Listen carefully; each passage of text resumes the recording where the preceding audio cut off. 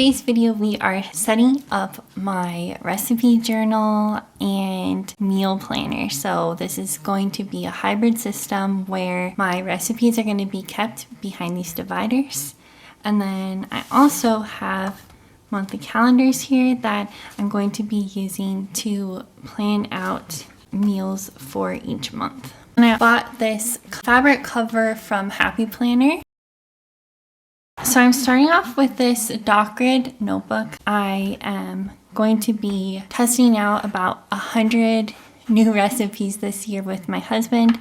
And then if we decide that we like the recipes at that point, I will fill out the recipe page and add it into the recipe journal.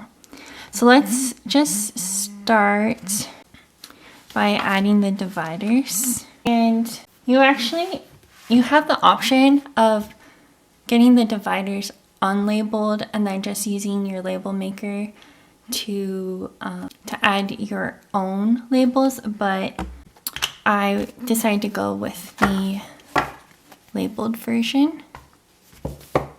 I decided to go with the type of meat that I'm using for the dinner I'm cooking. So I have poultry, so I'm going to be using that for chicken and turkey, beef, pork and lamb, seafood.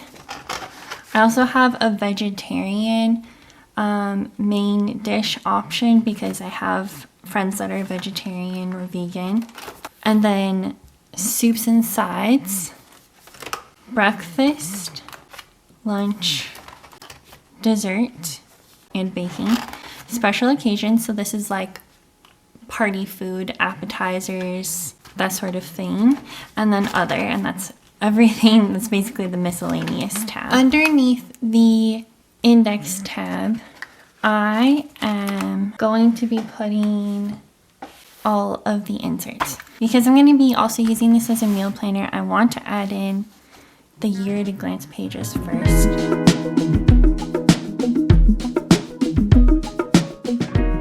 And the back of the December page is actually dot grid, so you can use it for anything you need. Then we have this conversions page. So this has common ingredient equivalents, and it also has quick fractions, volumes to use as a reference page. And then on the back of that, we have quick meals. So this is a reference page to quickly find meals while you're meal planning, or in the case where you just have to like change up the plan kind of last minute because life happens and you suddenly don't have time.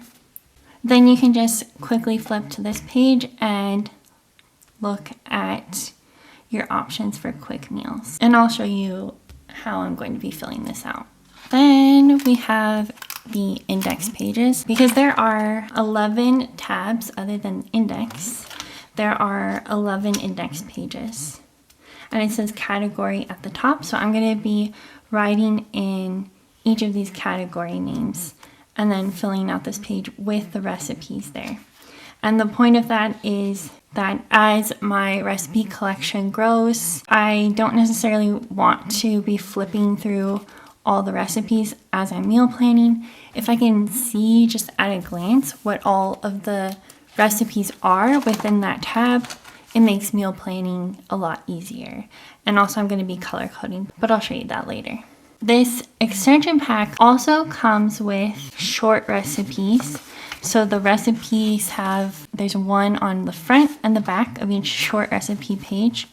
And then we have long recipe pages, which are front and back for one recipe. One of the things that I thought would be cute to do, because I had bought this photo printer to make the junk journal for my wedding anniversary. I was looking at it and I was like, what if I take photos of the meals for some of the recipes, not going crazy and doing every single recipe.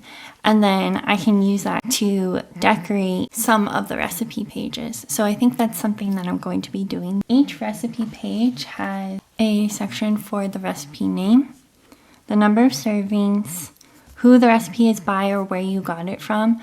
So for example, did you get it from a cookbook? Did you find it on a website and like specify where you got it in case you need to go back and reference that. The amount of prep time it takes, and then the total time that it takes with cooking, and obviously the ingredients section. And then there's a notes section at the bottom.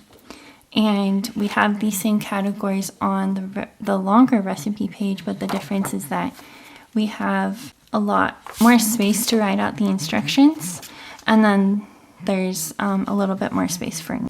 I want to add in a few of the half sheets to the front. I used some of the lined half sheets to make some shopping lists. So my idea for this is that my husband and I are going to limit shopping to twice a month. We buy groceries at Target, Costco, and Sprouts.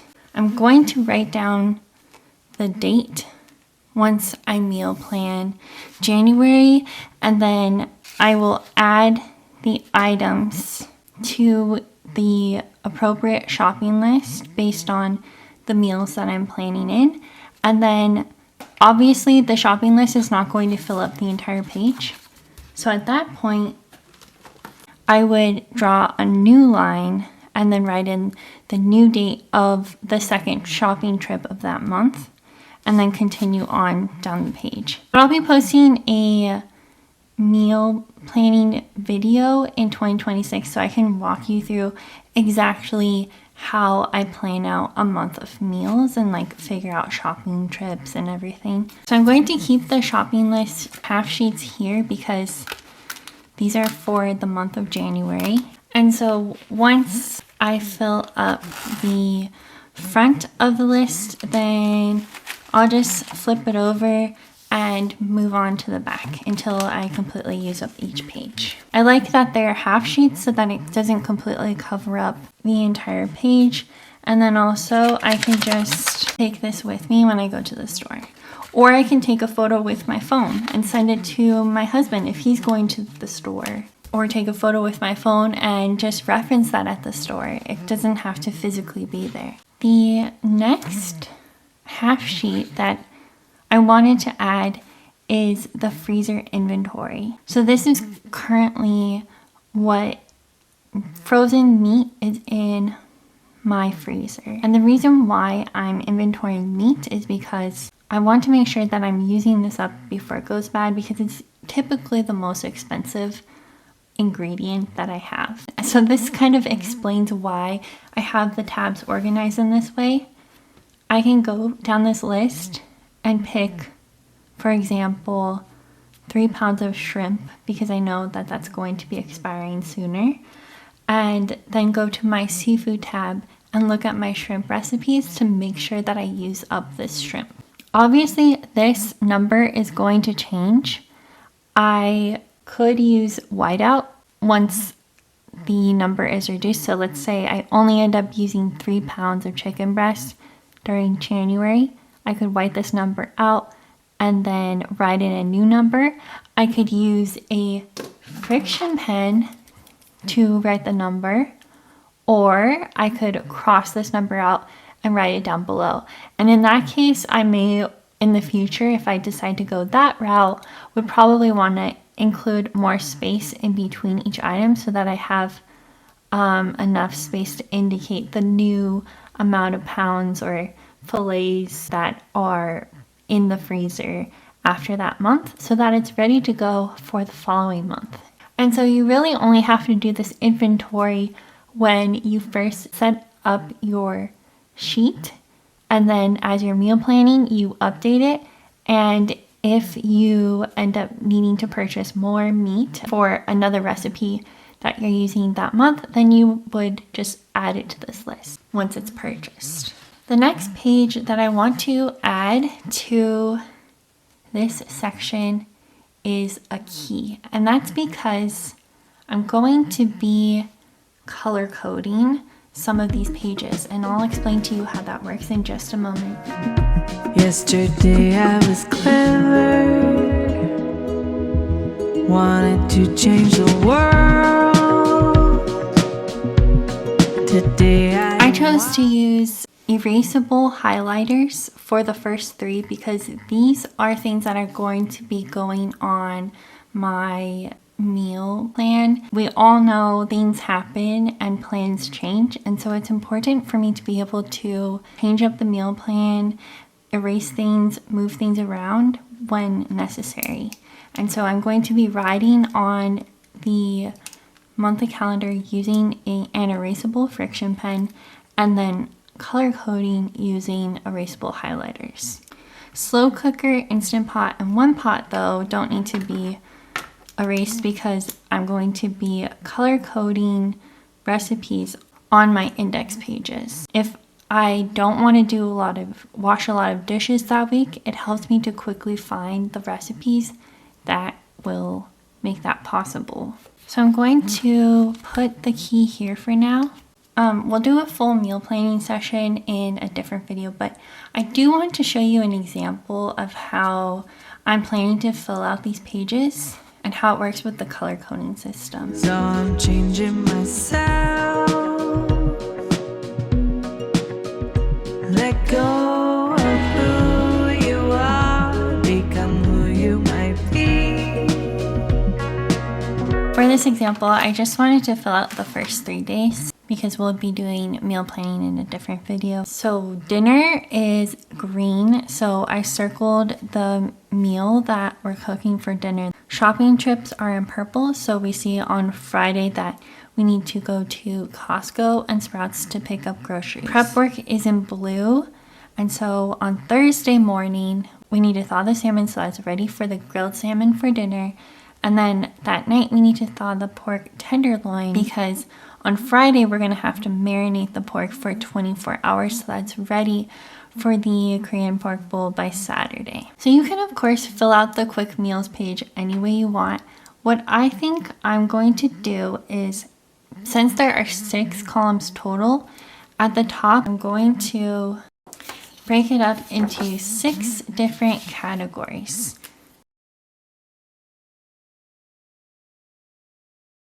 So I'm going to have less than 10 minutes, less than 15-minute meals, less than 20, less than 25, less than 30, and then less than 35.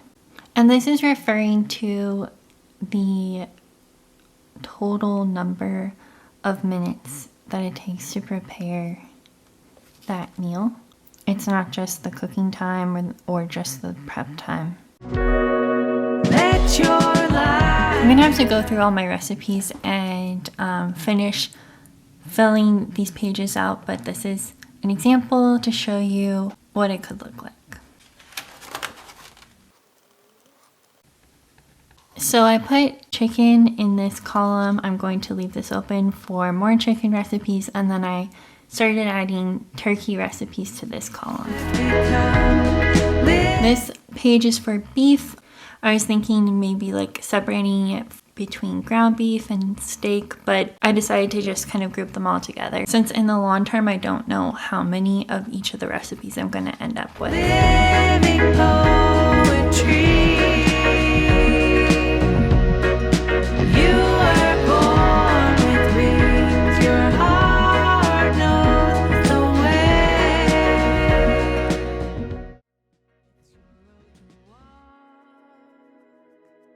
I think something else I could add to this cube might be like 1 pan meals or like sheet pan, that sort of thing. I think over 2026, I'll kind of think a little bit more about that. It's your road to walk, and yours alone. You'll be the lion. Since it's going to take time to transfer all of my recipes over to these new recipe pages, I'm going to kind of break it up. I'm going to try to work on 1 to 2 recipes per day until I'm done transferring everything over. I hope that this video gave you some ideas whether you are setting up a recipe journal or a meal planner or a hybrid of the two. For more meal planning videos, check out this video next, and I'll see you next Saturday. Bye!